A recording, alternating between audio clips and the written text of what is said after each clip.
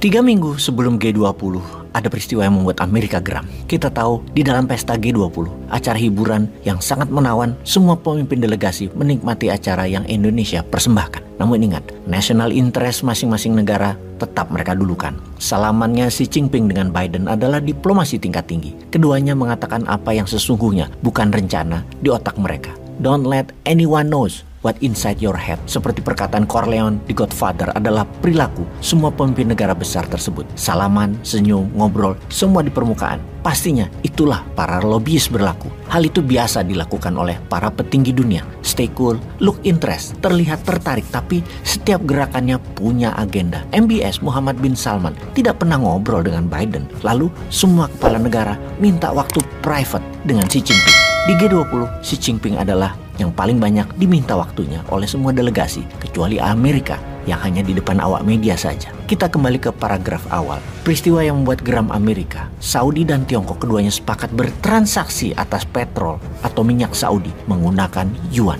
MBS agaknya gerah dengan dimainin oleh Amerika selama ini. Saudi hanyalah mesin ekonomi bagi Amerika. Disuruh beli alat perang, disuruh musuhan dengan Iran, disuruh bersih tegang dengan Yemen dan Qatar dan banyak negara lainnya. Dengan Tiongkok dan Rusia, agaknya Saudi lebih mendapatkan economic assurance atau pemenuhan kebutuhan ekonomi lebih menguntungkan menjadi aliansi atau sekutu Tiongkok dan Rusia. Penandatanganan kerjasama antara Saudi Aramco dan Sinopec sebagai pembuktiannya. Masing-masing sepakat memenuhi impian masing-masing negara atau national interest keduanya. Tiongkok mengamankan Belt Road Initiative sebagai pengendali distribusi dan Saudi memenuhi impian yang Saudi 2030 yang akan mengubah country action Saudi menjadi service country dan property country untuk melayani tamu Allah sampai akhir zaman. Kita semua tahu dalam 20 tahun terakhir tidak ada negara sepanjang sejarah dunia yang pernah membangun dengan demikian cepatnya, dengan demikian masifnya atas konstruksi dan bangunan kecuali Tiongkok. Lebih dari 4 miliar meter persegi bangunan dan infrastruktur, termasuk jalanan, jaringan kereta api, bendungan, jalur irigasi, kantor, perumahan tinggal, dan lain sebagainya dibangun oleh Tiongkok.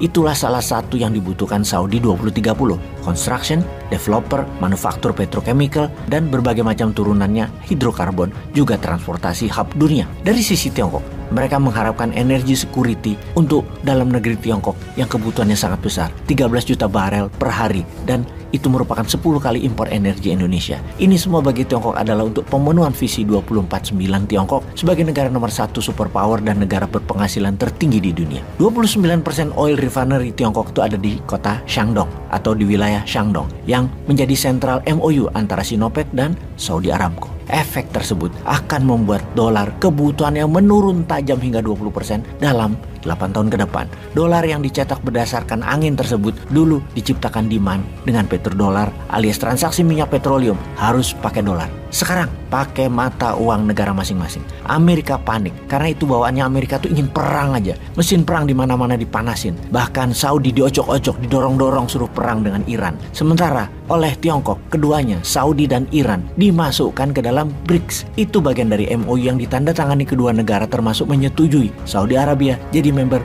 BRICS, aliansi ekonomi kawasan yang mengcover 50% penduduk dunia. Kemudian Tiongkok dengan pintarnya mengatakan akan membeli 5% Saudi Aramco sahamnya dengan nilai di atas harga pasar. Yang dijawab oleh pihak Saudi yaitu Wakil Menteri Ekonominya yaitu Muhammad Al-Tuwaijri. Bahkan kami mau menerima pembayaran tersebut dengan yuan dan produk-produk Tiongkok lainnya juga membeli panda bondnya Tiongkok. Pernyataan dalam jumpa pers di Riyadh tersebutlah mengejutkan Amerika karena artinya pernyataan ini mengakhiri perjanjian jangka panjang antara Amerika dengan Saudi di tahun 1945. NSC, National Security Council, rapat panjang di Washington untuk mereview ulang hubungan dua negara Saudi dan Amerika yang ketika jumpa pers, Biden mengatakan akan ada akibatnya dari perbuatan Saudi ini karena mengancam energi security-nya Amerika dan membuat harga energi dunia tinggi sebagai penyebab inflasi dunia dan resesi ke depannya. Amerika akan beri pelajaran ke Saudi. Apalagi yang membuat Amerika murka? Data intelijen mengatakan bahwa Saudi Arabia sekarang sudah bisa memproduksi roket dan rudal balistik antar benua dengan bantuan Tiongkok. Juga sedang membangun listrik tenaga nuklir dibantu Tiongkok. Sehingga proses tersebut jika digabungkan, Saudi akan punya senjata berhulu ledak nuklir. Dengan informasi ini, Bagaimana menurut sahabat New Mind? Apakah strategi Petro Yuan ini bisa membuat dolar terjungkal? Apakah strategi aliansi Tiongkok diberikan keterampilan teknologi nuklir walau di awalnya untuk power plant atau energi, namun membuat Saudi menjadi negara adidaya juga, superpower karena memiliki nuklir, akan membuat konstelasi keseimbangan dunia berubahkah? Tiongkok endgamesnya 2049 adalah sebagai negara superpower bersama dengan para sekutunya adalah ancaman nyata bagi Amerika. Apakah sebelum semua kekuatan ini berkonsolidasi, apakah ada sebaiknya perang sekalian dengan tujuan utama adalah merobohkan komunis Tiongkok dan membuat Barat dan Amerika tetap pengendali world order, diawali dengan Taiwan menyatakan kemerdekaannya dan meminta Rusia menyerang dengan nuklir ke Ukraina? Siapa yang tahu? Kemarin selagi mata dunia menengok ke G20 di Turki, petinggi badan intelijen dua negara Amerika dan Rusia bertemu. Jadi Indonesia harus bagaimana?